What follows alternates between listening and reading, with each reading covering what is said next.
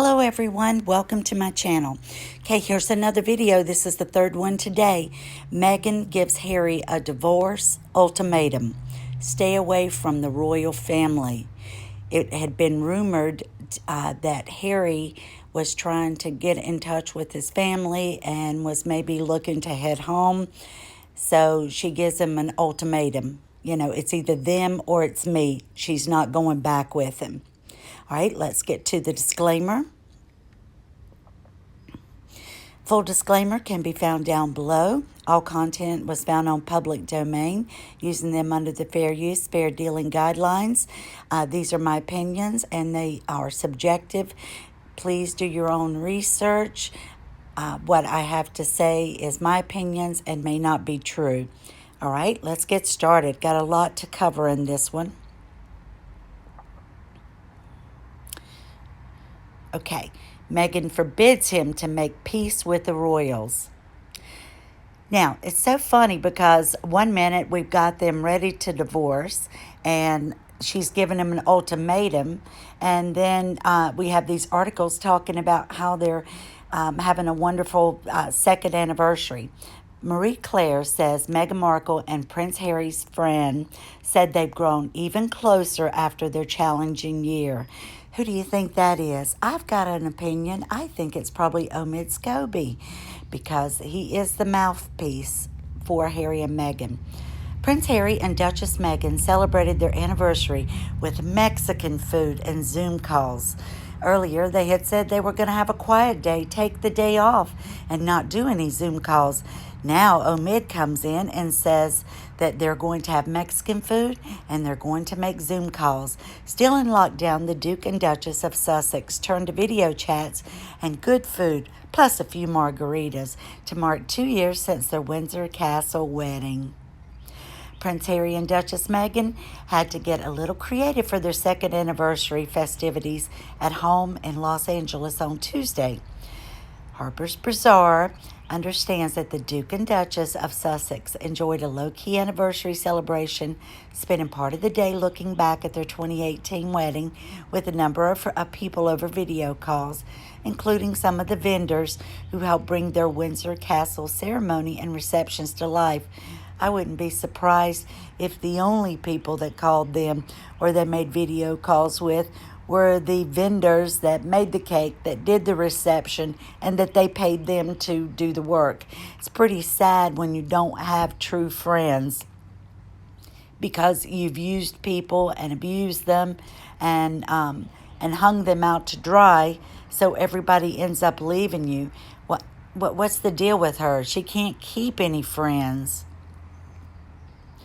Bazaar.com understands that the Duke and Duchess of Sussex enjoyed a low-key anniversary celebration, spending part of the day looking back at their 2018 wedding. This goes on to say the same thing. Oh, including some of the vendors who helped bring their Windsor Castle ceremony to life. Again, they all reminisced about what a beautiful and magical day it was, says a source who adds that the couple also Zoom called close friends and family members throughout the day. I don't believe that one bit. And with the Sussexes now based in Los Angeles, it's only seemed right to celebrate with a Southern California favorite, Mexican food, Meghan's favorite. The couple, who also exchanged cotton-based gifts per tradition, enjoyed a number of favorite dishes together and washed them down with margaritas. Well, it was said in another article that Meghan didn't get Harry anything, but she wrote him a beautiful letter that had something to do with what she said to him at the wedding, or that's what she gave him for his first anniversary. But it was rumored that allegedly Harry had given Meghan a ring. Not long ago, we were told that there was a custom jeweler at their home, and they were going over some custom designs and pieces. So she probably got the ring that she didn't get when for the first anniversary, because the royal jewelers and the Queen and Prince Charles all said, we don't just make jewelry and give it away. They make jewelry that is going to stay here with the monarchy, and it's going to be passed on. And with the Sussexes now based in Los Angeles, it only seemed right. Same thing again, sorry. The home celebrations made for a rare day off for Harry and Meghan, who have been busy behind the scenes. They've been supporting efforts to tackle the coronavirus crisis and planning the launch of their new nonprofit organization, Archwell. The day will simply be quality time with one another as a family. A source close to the couple told Bazaar earlier this week of the couple's anniversary plans. They're not going to be doing any work, and they made sure that there are no meetings or calls in their diary. Are you kidding? They don't work. They don't have anything scheduled in their diary. They got on a couple of Zoom calls because they're trying to show the royal family that they're going to continue on and that they're still supporting the crown and still working with their patronage that they were going to keep after the Megxit. Unbelievable. On May 14th, the Duke and Duchess joined. Don't have the top part of that. In the past month, Harry and Meghan have virtually connected with a number of organizations close to them, including the Hub Community Kitchen. And where was all the money that got that made from those cookbooks? I know they had a few renovations done, but I'd like to see where the rest of it went.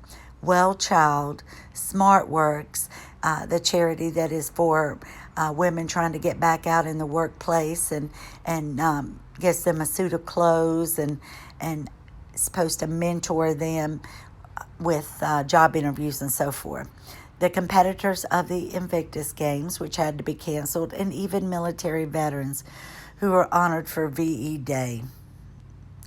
The Vanity Fair interview, now of course you got Vanity Fair, People Magazine, you got Omid Scobie, and all of them, and Harper's Bazaar, all in this and side with Meghan and do the glowing articles on her.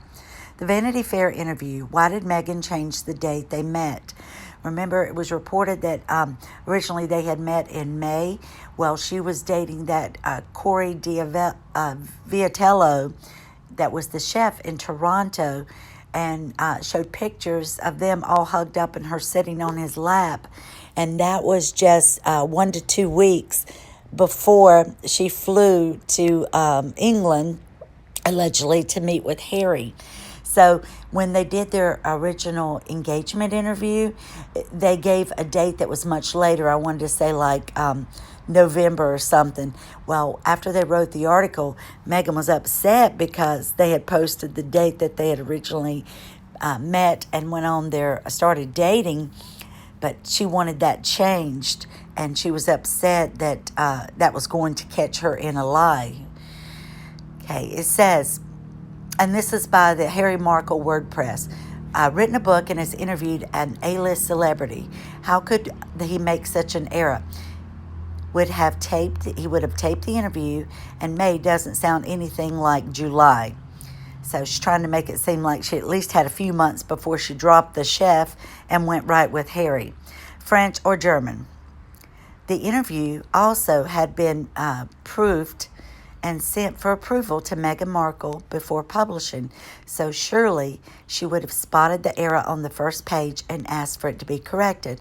Apparently, the copy went to press at the beginning of August when Kashner said he had been in contact, alluding to her being somewhere with poor reception, and had interviewed her in June over in Toronto. Why didn't Vanity Fair change the error immediately instead of changing it weeks later?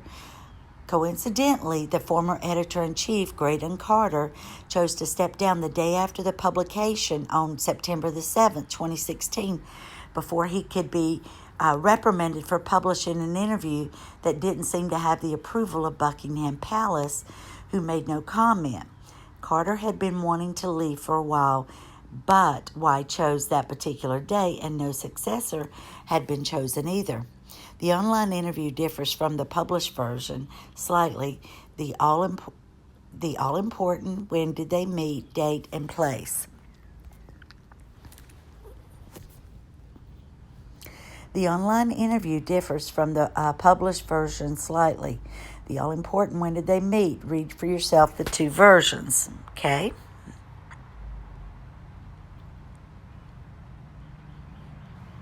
If you look in that bottom paragraph, you will see in the Vanity Fair article, the original one, Markle is the claim in the center of the media storm inspired by her year-long relationship with the prince.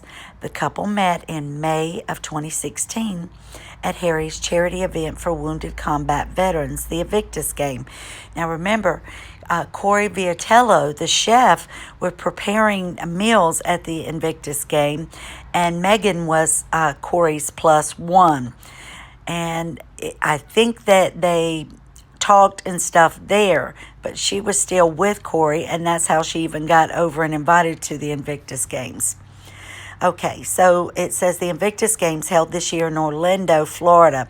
Since then, media coverage of their romance has been so intense, as much of it so unpleasant, that Harry was moved to, and we won't see that second page, but let's go over royal treatment. Listen to this quote by her. "I've never defined myself by my relationship," says Markle, who adds that she and Prince Harry were quietly dating for about 6 months before it became news. Now, this is when she used to call the police in Toronto and say that there were paparazzi outside her door and shooting her. She was going back and gaslighting Harry with this information, and the Toronto police, even when people questioned them, said they never saw anybody there. There was no one there to bother her. It was just a false alarm, and they were called out a couple of times. Kashner assumed when the Invictus Games was mentioned that it was the actual games itself in the USA, 12 May of 2016, the 8th through the 12th of May. However, a few days earlier, Harry had arrived in Toronto on the first day of May to launch the games there the following year and left on May 3rd for the USA. Justin Trudeau was the host, and they participated in various PR activities to promote the games on May 2nd, including a private dinner that evening. The chef was believed to be Corey Viatello, the live-in partner of Meghan Markle at the time. This, in Markle's own words, is when she met Harry, when she was in a relationship with Viatello, and attended the dinner as Viatello's girlfriend. No one had denied that the dinner took place that evening. The chef goes on to say that. Bottom paragraph, if they had met on a blind date, as she claimed later on in the engagement interview several months later in November, then why didn't she mention this to the interview? And surely Kashner is competent to know the difference between words, blind date, and we met at an Invictus Game event. Prince Harry and Meghan Markle were reflective on their second wedding anniversary and feel they're only just coming up for air after an epic year. Source tells Vanity Fair. Prince Harry, 35, Meghan Markle, 38, marked the second wedding anniversary. The Duke and Duchess have said to be quite reflective as they celebrate, and the couple spend the day enjoying family at the $18 million home of Tyler Perry. Sorry, my dogs are barking again. I apologize. And then I want to tell you that Thomas Markle did a documentary. It came out a few months ago, and I haven't seen it yet. I'm going to have to get a VPN installed, and I've tried to download 2 different apps to play it, and some of the VPNs are not working properly. And it's, I think, an hour and 30 minutes long, so 90 minutes. And this is from Honey, 5 Things Meghan's Dad Revealed in the Thomas Markle My Story documentary. There's a couple pictures of Meghan. I don't know who she is now.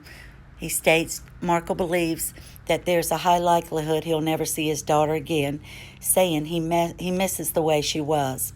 I don't know who she is now, and that's a problem. The last time they might see me is when I'm being lowered into the ground, he added. I don't think at this point they are thrilled to see me or they want to talk to me. He lied in Piers Morgan interview. Thomas Markle claimed he lied about a phone conversation with his daughter and son-in-law during his TV interview with Good Morning Britain's Piers Morgan.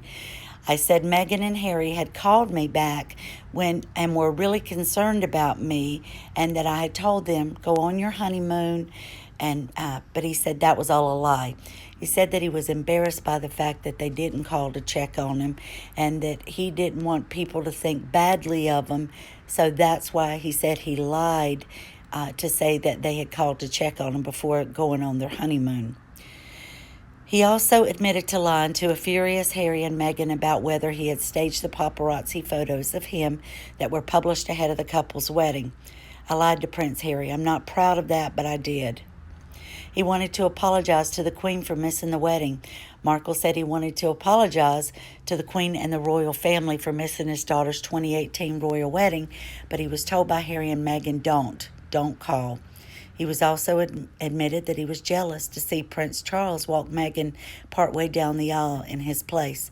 He said, I'd like to marry your daughter. This is when Harry called.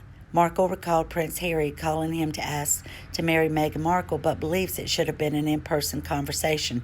I feel now that he should have been on a plane, come down to see me. Doria was presented with a parchment of some kind that announced the engagement. No one came to my house. It was said that he never even received a wedding invitation, and he did not receive an engagement announcement or for a save the date. Said he never received anything from him. Markle was unimpressed by Meghan and Harry's decision to step back as working members of the royal family, calling the move embarrassing and saying the couple were becoming lost souls. I don't think they know what they're looking for. And there's Doria, Meghan, and Thomas.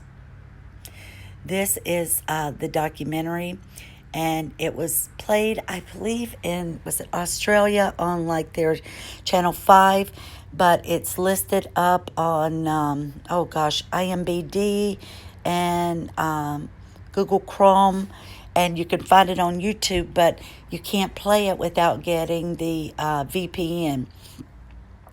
So you have to go on and download that so that you can get a direct streaming line to be able to play it. So I don't think there's any cost, at least as far as I got, there wasn't.